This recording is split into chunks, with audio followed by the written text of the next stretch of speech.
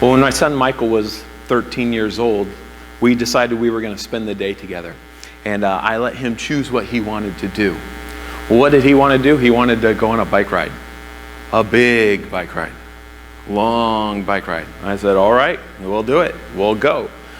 Well, long story short, so we did go. And in the end, we rode 24 and a half miles. Now, we had done no preparation for that. We had not worked our way up to it. We were just young and dumb. I'll include myself in that. But we just got out there on the bikes and we rode. We rode down the path. And the thing is as we were going, I said, okay, you need to let me know when you're ready to turn around. And remember that as far as we go out, when we turn around, we've got to go the same distance back. And so as we're riding, every once in a while I would say, you want to keep going? Yes. Okay. Are you ready to stop and turn around? No, not yet. Okay. Don't forget, we have to get all the way back home. Okay. So we're riding. Eventually we get to a spot where we're stopped and I'm like, I really think we probably got to go. We should go head back. And he said, okay. So we headed back. And about halfway home, we started running out of gas. About halfway home, we're like, maybe I could call for a ride. Halfway home, Michael was fading fast. But we just had to keep pressing on. And so we're still going, we're riding the bikes. We have about a few miles left. And we're running on empty. But we get to the spot where we got some hills. Downhills and uphills. And so I say to Michael, I said, okay, we got these downhills. What we need to do is just attack these downhills, go as fast as we can down so that it can carry us uphill. And he says, okay.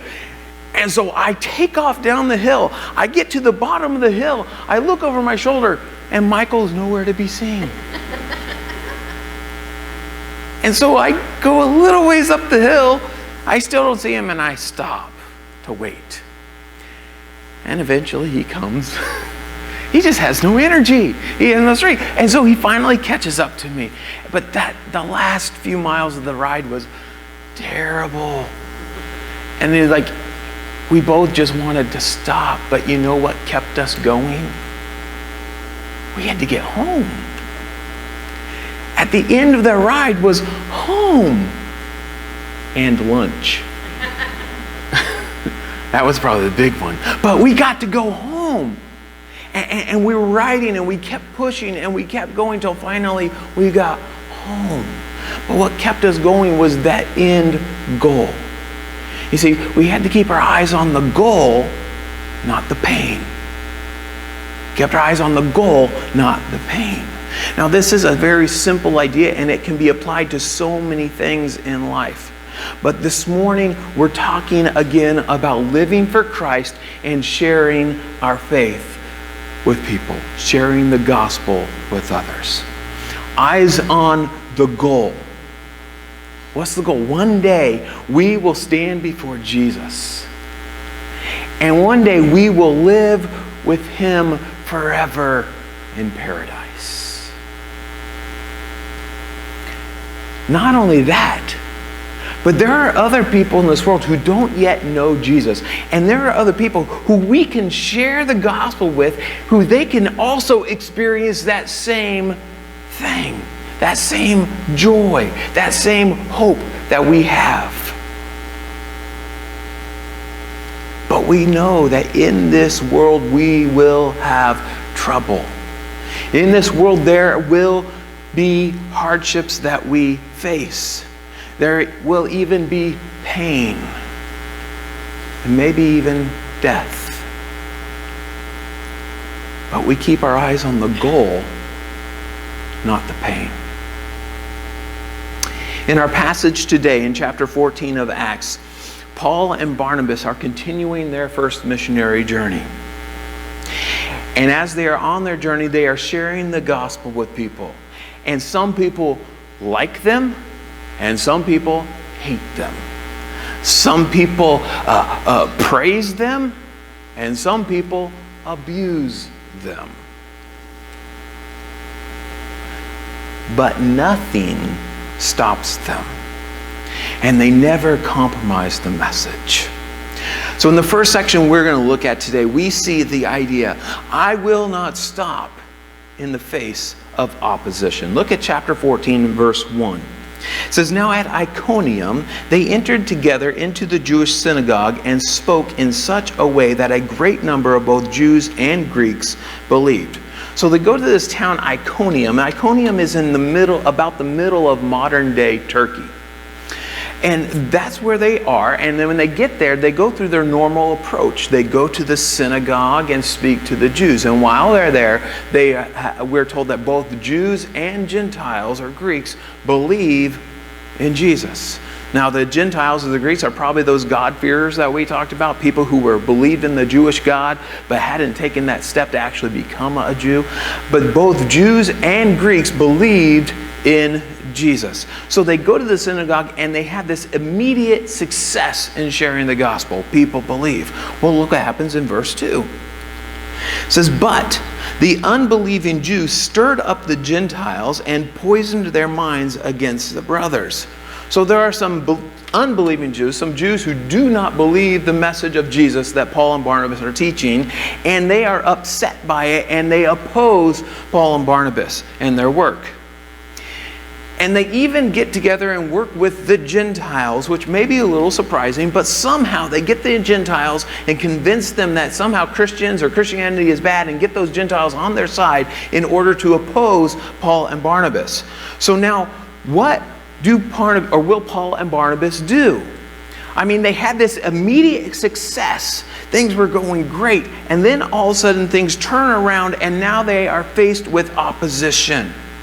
Now, here's the thing. In my experience in ministry, a lot of times what happens when people have some great success and then all of a sudden they're faced with a struggle, they have opposition, what do? They put their eyes on the opposition, on the struggle, and they say, oh, this is just too hard. Maybe we should stop. Maybe we should do something different. So will Paul and Barnabas, will they say, well, let's just go. Let's move on. You might expect that, but look at verse 3. So they remained for a long time, speaking boldly for the Lord, who bore witness to the word of his grace, granting signs and wonders to be done by their hands. We're told that they stayed a long time. They were faced with opposition, so they stayed a long time. Didn't you catch the Greek sentence here, the structure, the way it's written, it's almost as if they're saying, because they faced this opposition, they stayed a long time. And so they said, hey, it's hard, let's go for it. And so they were faced with this opposition, these people who wanted them to leave, and they said, let's stay here a long time. In other words, they were resolved to continue the ministry. They were resolved that we will do this. I will not stop no matter what. And so they stayed there, and God allowed them to perform miracles which backed up the message as they boldly spoke the gospel. He backed it up, and people were hearing. Well, look what happened next in verse 4 to 7. But the people, the city, were divided. Some sided with the Jews and some with the apostles. When an attempt was made by both Gentiles and Jews with their rulers to mistreat them and to stone them, they learned of it and fled to Lystra and Derbe, cities of Lycaonia, and to the surrounding country. And there they continued to preach the gospel. And so the city is divided. Sides have been chosen. Are you with us or with them?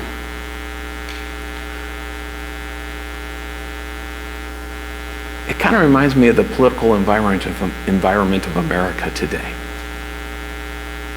But the city was split, was divided. We're with them, we're against them. We're with them, we're against them. And I imagine there probably was a lot of turmoil that was happening there in that city as things were stirred up and agitated. And so there was a coalition that was formed against them, both Jews and Gentiles, people from different social classes, because you had common people, you had rulers. So this group had joined together and they were opposing them and they wanted them out. They wanted to hurt them, but not only that, they wanted to kill them. Well, at this point, they find out. And at this point, they decide they need to move on. So they stayed a long time. But then when they decide they're going to kill them, they say, it's time for us to move on so we can continue our ministry somewhere else. You see, we can't stop sharing the gospel because some people don't like it. We can't stop sharing the good news of Jesus because some people oppose the truth and oppose the message. We need persistence. We need to resolve, I will not stop. We have the good news that people need to hear. I will not stop. Of course, that means that if we are opposed, that we need boldness, which means we need God's help, which means we need to draw near to Him. We need to trust on Him. We need to rely on Him.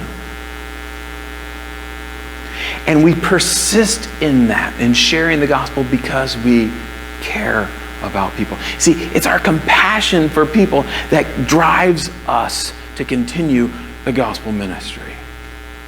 There are people who need to hear it. They are dying and on their way to hell. And out of compassion, we open our mouths. Out of compassion, we take that message. But we do recognize that there may come a point in time when we've done all that we can do in a given situation, and we may have to move on to minister in another way, and in another place. But that we can continue the ministry. There's one other thing I want to talk about here in these verses. In recent years, there have been several people who have noticed that unsaved people are often offended by a gospel presentation. And they look at that and they say, well, if someone's offended, then maybe we need to change something. Maybe we need to change our presentation. Maybe there's something that was wrong with the way we did it or what we said. Now, that may be true. There may be something wrong with the way you gave your presentation. But oftentimes, these people who look at that and say those kinds of things, what they end up doing is taking parts of the gospel out of their gospel presentation. To the point where the gospel presentation no longer contains the gospel message. For example, they may say, we can't talk about sin because it's offensive. We can't talk about being accountable to God because people find that offensive. We can't talk about death or blood or judgment or hell because that's offensive. If you don't talk about those things, you're not sharing the gospel.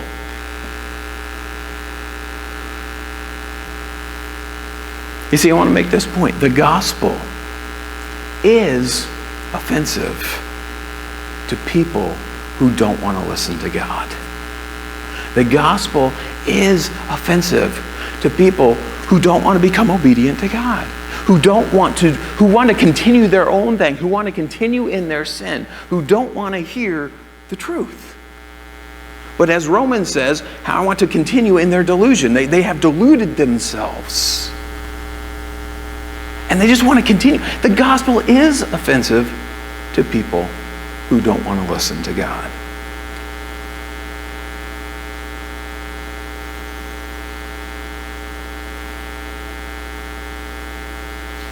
At the same time, we, God's representatives, should not be offensive.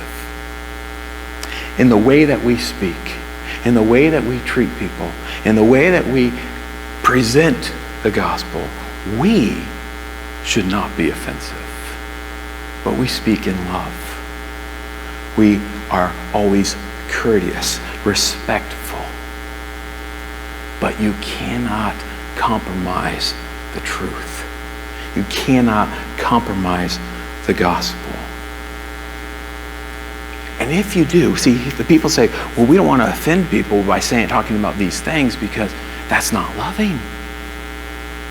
The truth is, if you change the gospel, that's not loving, because you're not sharing with them how they can truly have hope.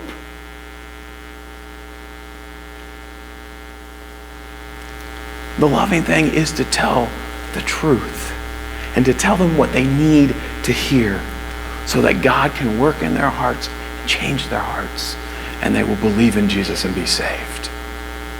We cannot compromise the truth. Well, let's get back to our passage. As Paul and Barnabas come into this new town, they get a very different reception. And here we see the idea, I will not stop in the face of praise. Now that may sound strange, but you'll get it here in a minute. I will not stop even in the face of praise. Look at verse 8 through 13. It says, now at Lystra, there was a man sitting who could not use his feet. He was crippled from birth and had never walked. He listened to Paul speaking, and Paul, looking intently at him and seeing that he had faith to be made well, said in a loud voice, stand upright on your feet. And he sprang up and began walking. And when the crowd saw that what Paul had done, they lifted up their voices, saying in Lycaonian, the gods have come down to us in the likeness of men. Barnabas they called Zeus, and Paul Hermes, because he was the chief speaker. And the priest of Zeus, whose temple was at the entrance of the city, brought oxen and garlands to the gates and wanted to offer sacrifice with the crowds. So they come to this new town. It appears that there's no synagogue in the town because they don't go to the synagogue. They're speaking out in the open the way Greek philosophers and teachers did. But they're there and they are speaking, and there's a man who's listening to them who is crippled since birth. Now, we talked about this earlier when Peter and John healed a man who was crippled since birth. And we said, this is a big deal because when someone who has a condition since birth means it's very hard to fix. Because like in this case, this man has never used his legs. But Paul looks at him and perceives that he wants to be healed and that he has faith. And he tells him to stand up. And what's the man do? He jumps up. You have this immediate healing. And the people see it and they react to it. But they react wrong. They have the wrong ideas, but this is the way they think. And they react to it and they say, wow, these guys are gods. They're not just people like us, they're gods. Look what they're able to do. This is amazing. They must be gods. Now, Paul and Barnabas don't realize this at first because they're speaking in Lycaonian. And I can imagine Paul and Barnabas being saying, look, people are responding. And maybe they were getting excited about this. They, yes. And then all of a sudden they realize what's happening because here comes the priest of Zeus. And he's bringing animals and garland, the things for sacrificing, for worshiping Zeus. And all of a sudden they say, oh no, this isn't right. But look at their response in verse 14. But when the apostles Barnabas and Paul heard of it, they tore their garments and rushed out into the crowd, crying, men, why are you doing these things? We also are men of like nature with you, and we bring you good news that you should turn from these vain things to a living God, who made the heaven and the earth and the sea and all that is in them. In past generations, he allowed all nations to walk in their own ways, yet he did not leave himself without witness, for he did good by giving you rains from heaven and fruitful seasons, satisfying your hearts with food and gladness. Even with these words, they scarcely restrained the people from offering sacrifice to them. And so Paul and Barnabas, once they realize what's happening, they respond. And there's three parts to their response. The first part is they rip their clothes. Now, in a Jewish setting, people would rip their clothes like this when there was blasphemy. And so, in a way, they're saying, don't call me God.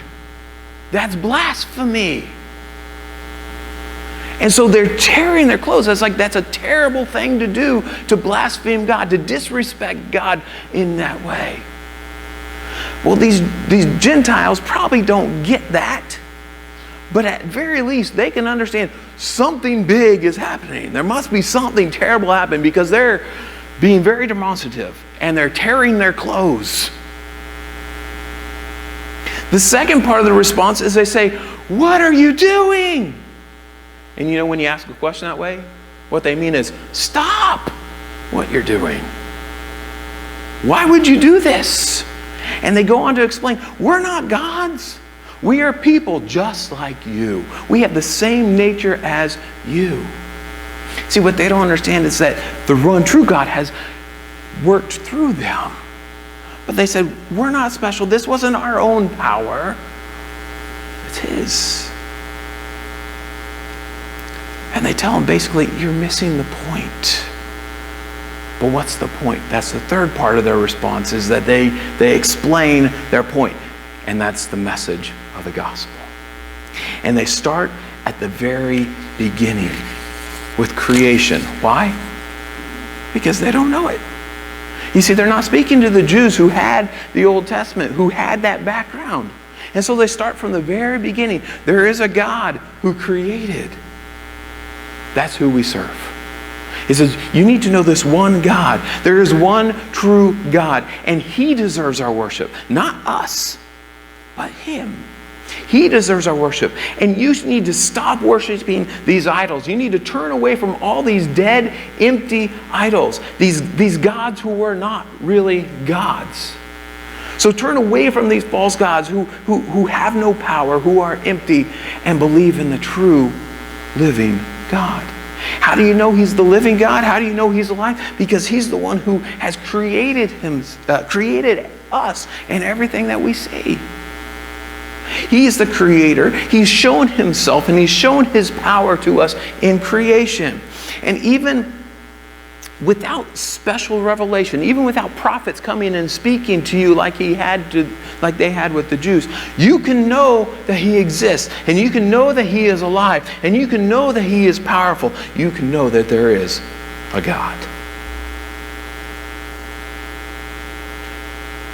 He says He's given everyone this witness. Through creation and through sending you rain and the seasons and taking care of you and providing. He says, you know there's a God. And yet you've still chosen to go your own way. You've still chosen your sin rather than seeking Him. He said, but now I'm telling you the truth. I'm telling you the message that you need, that you've been missing. Here it is. And he goes on to explain the gospel to them. But with all of this, with all of the explanation that he gives them, they are still just barely able to stop them from sacrificing to them. Now think about this for a minute. What temptation was laid before Paul and Barnabas right there? They could have taken credit. I mean, there's a whole town of people singing their praises, saying, you guys are awesome. You guys are gods, worshiping them. They could have accepted it. They could have said, hey, this is great. Because you know what? Everyone likes the little pat on the back. Everyone likes some recognition. It feels good when people praise you. And they could have taken advantage of the people for their own personal gain. You see, praise can be intoxicating.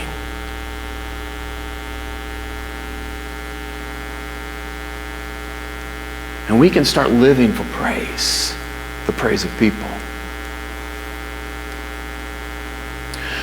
We can change our message in order to make people happy. We can live to please people because they make us feel good. We can compromise because praise can be intoxicating. But that's not what we're about as Christians. We're not all about trying to collect followers to ourselves. We're not trying to gain praise for ourselves. It's all about our God. It's about gaining followers for Jesus. It's about bringing people to Jesus so then God is glorified.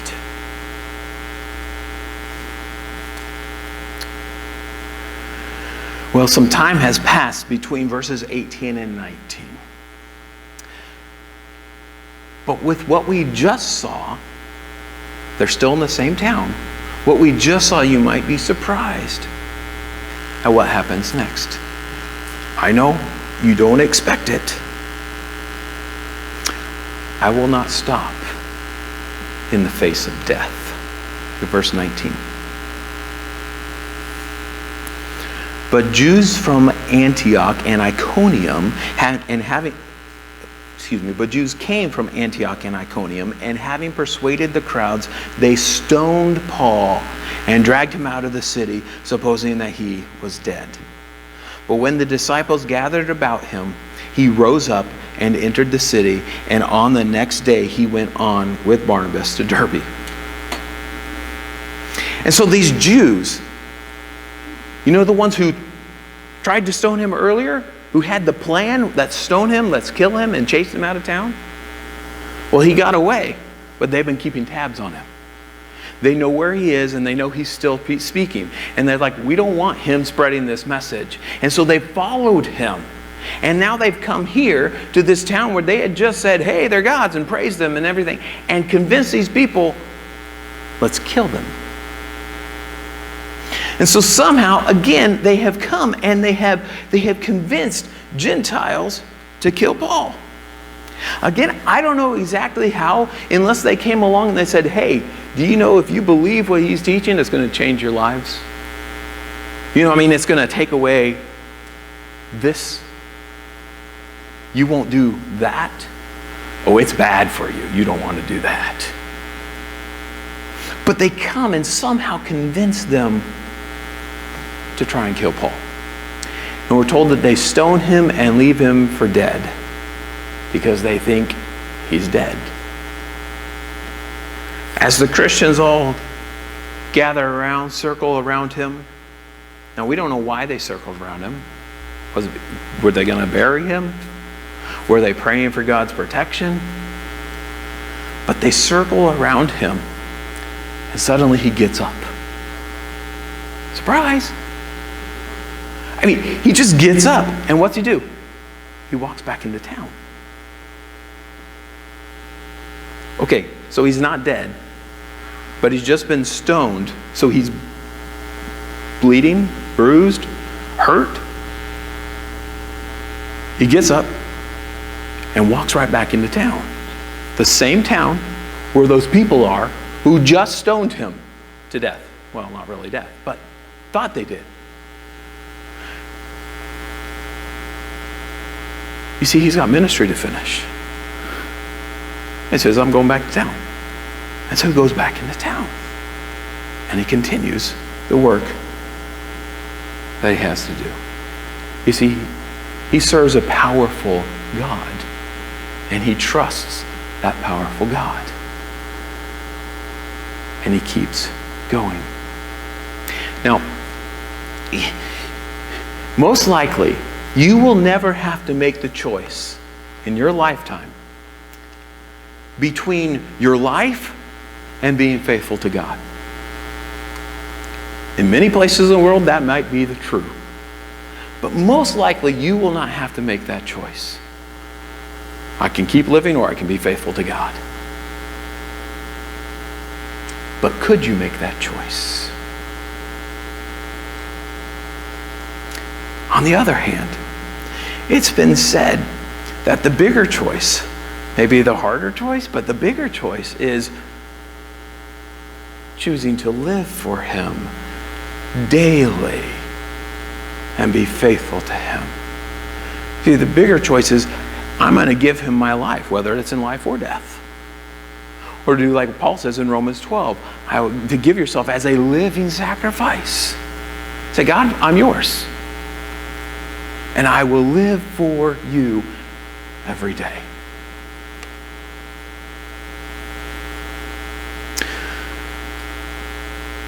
Well, we've come to the last verses of this chapter. And these verses summarize the end of the first missionary journey. But we will see that just coming to the end of the journey does not mean they're coming to the end of danger and difficulty. I will not stop in the face of danger. Verse 21. When they had preached the gospel to that city and had made many disciples, they returned to Lystra and to Iconium and to Antioch. That's the towns they had just come from. Strengthening the souls of the disciples, encouraging them to continue in the faith, and saying that through many tribulations we must enter the kingdom of God. And when they had appointed elders for them in every church with prayer and fasting, they committed them to the Lord in whom they had believed. Then they passed through Pisidia and came to Pamphylia, and when they had spoken the word in Perga, they went down to Attalia, and from there they sailed to Antioch, where they had been commended to the grace of God for the work they had fulfilled. And when they arrived and gathered the church together, they declared all that God had done with them and how he had opened a door of faith to the Gentiles. And they remained no little time with the disciples. And so we see here that they had gone to Derbe, and while in Derbe, many people respond to the gospel, and then they decide, you know what, it's time for us to go back to Antioch, the one where we started, to the people who sent us out. Well, they could have gone the short way, but they decided, no, let's go the long way and go back the way we came. Why? So they can visit all of the churches and all of the people that they had introduced to the gospel on the way out. And so they turn around and go back the way they came, the long way. You know, the places where they were mistreated along the way. But not only that, but the places where many people believed the gospel. And so they choose, we've got to go. Now, I want you to think about this. So they're saying, okay, it might be dangerous. All right, let's go. I want you to turn to 2 Corinthians. It's 3 books to the right of Acts. 2 Corinthians chapter 4. And I want you to see Paul's attitude about ministry. 2 Corinthians chapter 4, verses 1 to 9.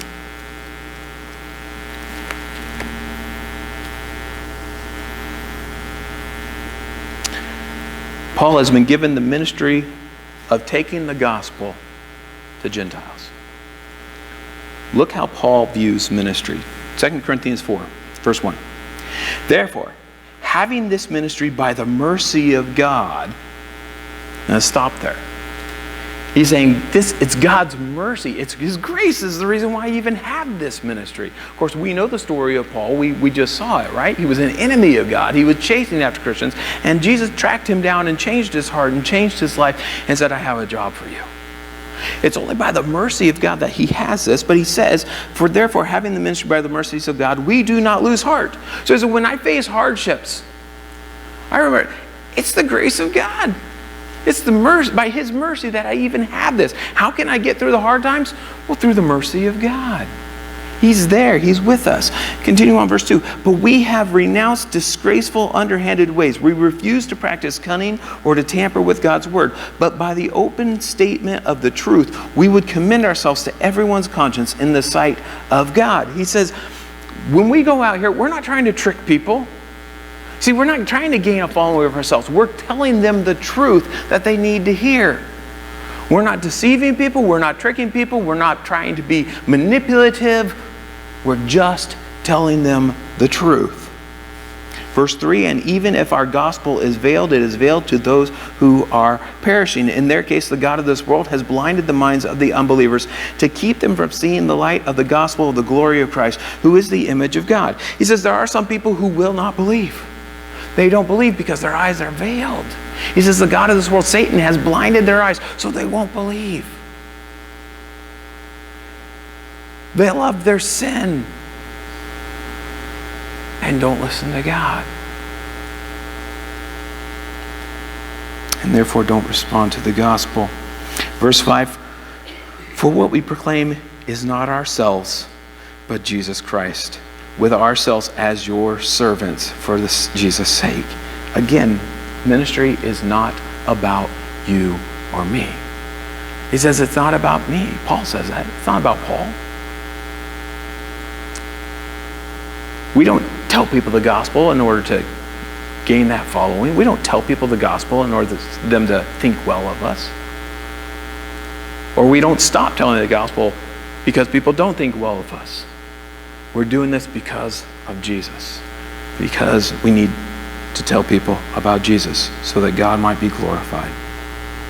Verse 6, for God who said, let the light shine in the darkness, has shown in our hearts to give the light of the knowledge of the glory of God in the face of Jesus Christ.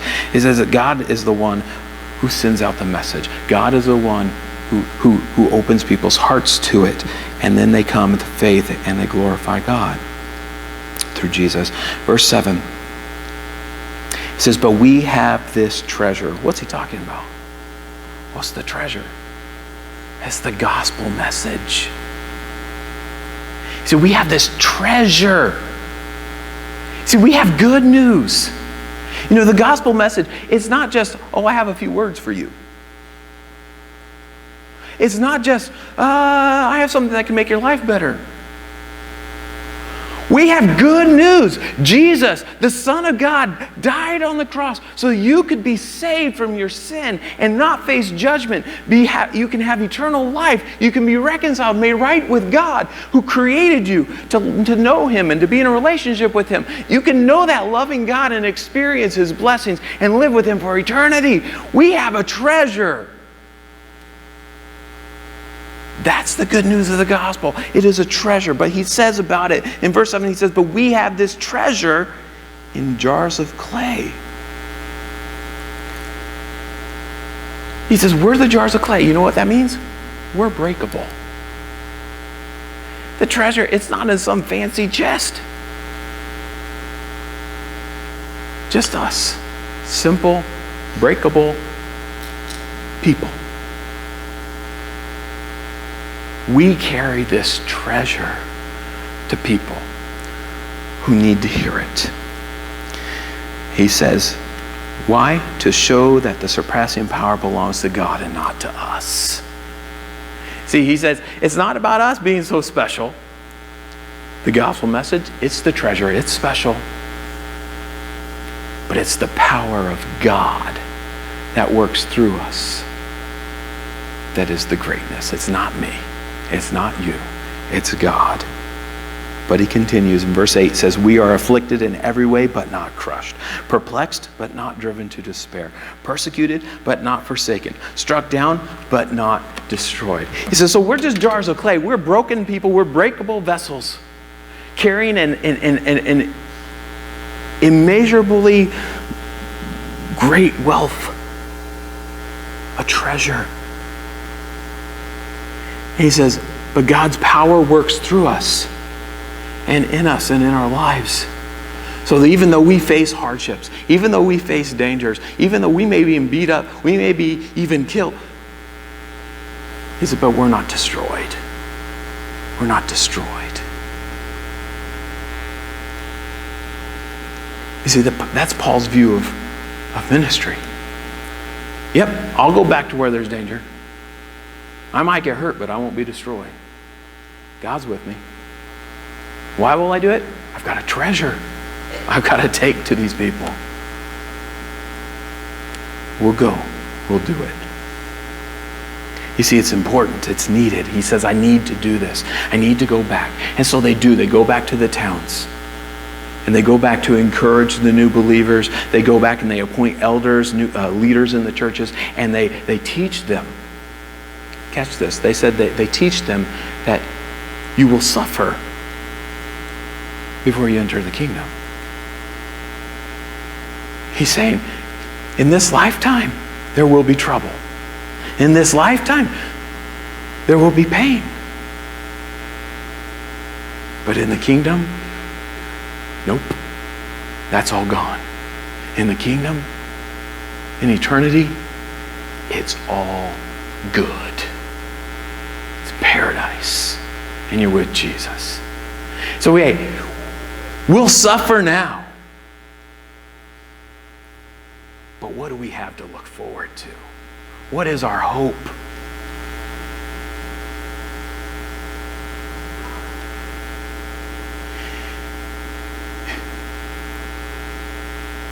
He says, as he tells them this, here's Paul, who has just been beaten, stoned, left for dead. Paul and Barnabas are an example of this. Yep, on the way to the kingdom, you're going to have trouble. Yeah, I still have some scabs. I still have some bruises. But you know what? It's worth it. You see, their eyes were on the goal, not the pain. Their eyes were on Jesus and eternity, not on these things that are temporary and passing. That's how they are able to keep going. That's how they are able to share the gospel in spite of danger and threats. That's how they can say, I will not stop. Would you like to make that same kind of commitment? That commitment to say, I will not stop. In the face, I won't stop in the face of opposition. I won't I won't stop in the face of praise. I won't stop in the face of death. I won't stop in the face of danger. I won't stop. I'm going to keep going. I'm going to live for Jesus. I'm going to share the gospel. I'm going to do what he wants me to do. It's only possible through the grace and mercy of God.